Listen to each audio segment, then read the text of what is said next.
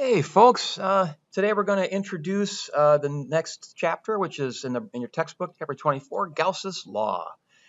And I'm going to start with a review of what we've talked about so far in the previous chapter.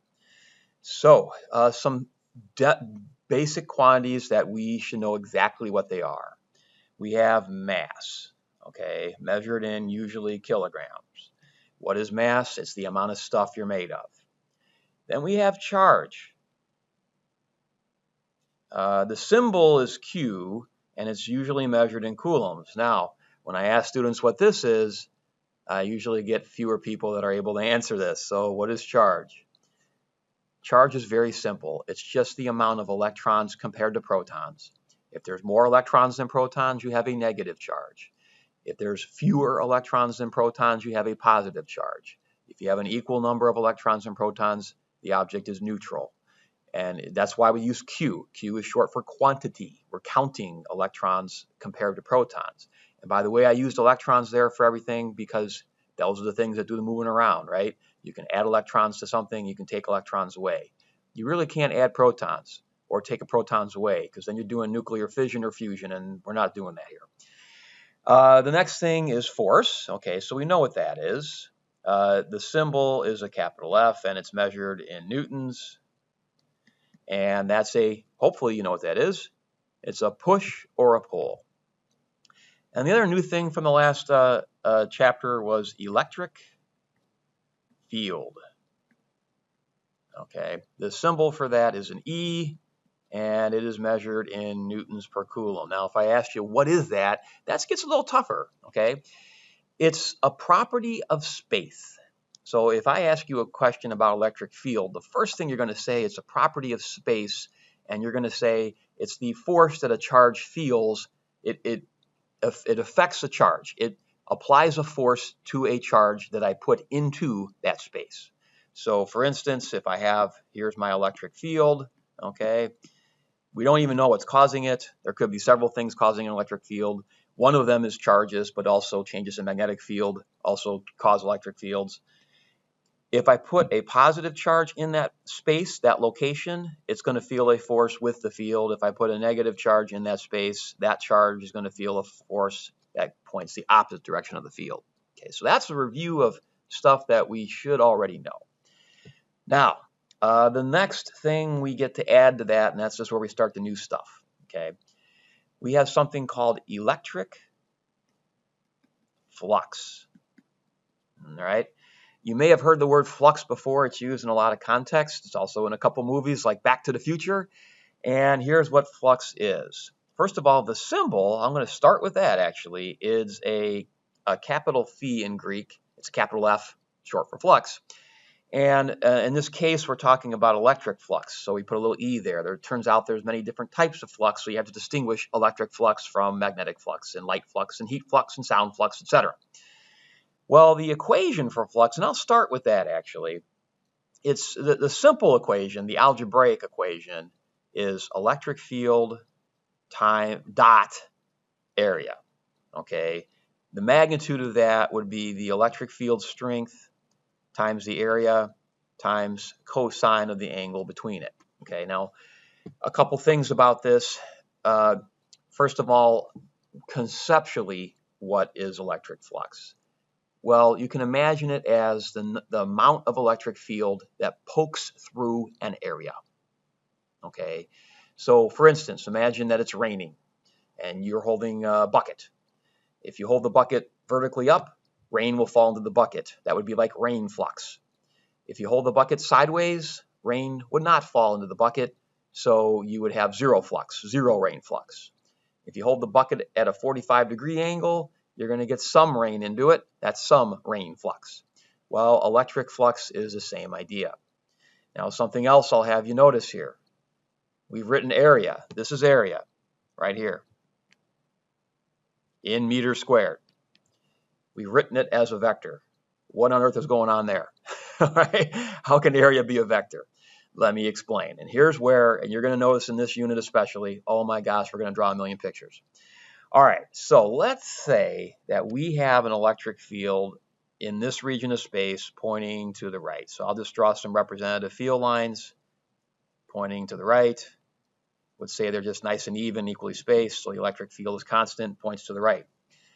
And let's say I have a sheet of paper or clipboard or something like that. And I put the clipboard at an angle such that it's like this. Okay. And so it's got an area. Okay, so now we're looking kind of like edgewise onto the clipboard. Okay, the clipboard actually has this shape, but we're looking at it kind of edgewise a little bit, kind of like a 3D view. Let's start with what on earth is the area vector? Well, the clipboard has two surfaces. We're going to ignore the edges. It has two surfaces. Okay, there's one that we can see here on top. Here is the area vector. So the properties of the area vector are it is perpendicular to the actual area itself, okay? And the magnitude of that area is just equal to literally the area in meters squared. Okay, so the vector has a direction that's perpendicular to the area and a magnitude that's numerically equal to the area that you're looking at, okay? Now, the cosine theta, okay, this is your angle between the area vector and the electric field. Okay, so that's what goes in for cosine theta. Now, by the way, there's also a back surface on this clipboard that would be back here. Okay, so I'll kind of draw that, and it would come out this way. Okay, that is also a second area vector. Now, your angle in this case would be this. Okay, so notice that that's obtuse. Okay, I'll call that, I don't know, theta 2. All right, so notice that that's the supplement of theta 1, right? Okay, they say theta 1 and theta 2 add up to 180. Okay, so flux is simply if I take the electric field strength, whatever this number is, times the area, surface area, whatever that's that number, times cosine of the angle. That gives you the electric flux. The units are newtons per coulomb, that's electric field, times meters squared, that's your area. So you could write Newton meters squared per coulomb, but we do have a shortcut for that. We call that, oh, actually, I take that back. We don't have a shortcut for that. That's just what it is. Okay, so when you write electric flux, you're writing Newton meters squared per coulomb. Okay, now, positive and negative, let's talk about that for 1 second. When field lines enter an area, so like the back area here, okay, field lines are entering the area, the angle between the electric field and that area vector is obtuse, it's bigger than 90, okay, so cosine of that angle is going to be negative. So what we do is we define electric field entering an area as negative. Conversely, electric field lines leaving an area, so this surface that we could see here in this area vector, field lines are leaving that area, that angle is acute, and cosine of an acute angle is positive.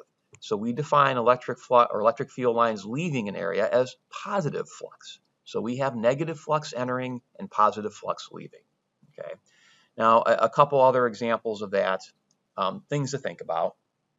Let's say I have an electric field pointing right again, same field. And again, we don't know what's causing it, and it doesn't matter. It's a property of space. All right, so there's an electric field. Let's say I were to put a cube into that field like so. All right, so there is our cube. If you need a second to pause the video and draw that, please go ahead. All right, that cube has 6 faces. All right, let's talk about flux through each face. And we're going to say positive, negative, or 0. All right, so let's look at this left face over here. Well, field lines are entering that face, so that would be a negative flux. How about this right-hand face there? Well, field lines are leaving that area, so that would be a positive flux. How about this top surface there? Well, the field lines aren't entering or leaving. They're going parallel to that surface. And, you know, if I were to draw an area vector there, it would look like this. That would be your area vector, and that would be at a right angle to the field. And what's cosine of 90? Well, it's 0. So you have 0 flux entering or leaving the top face.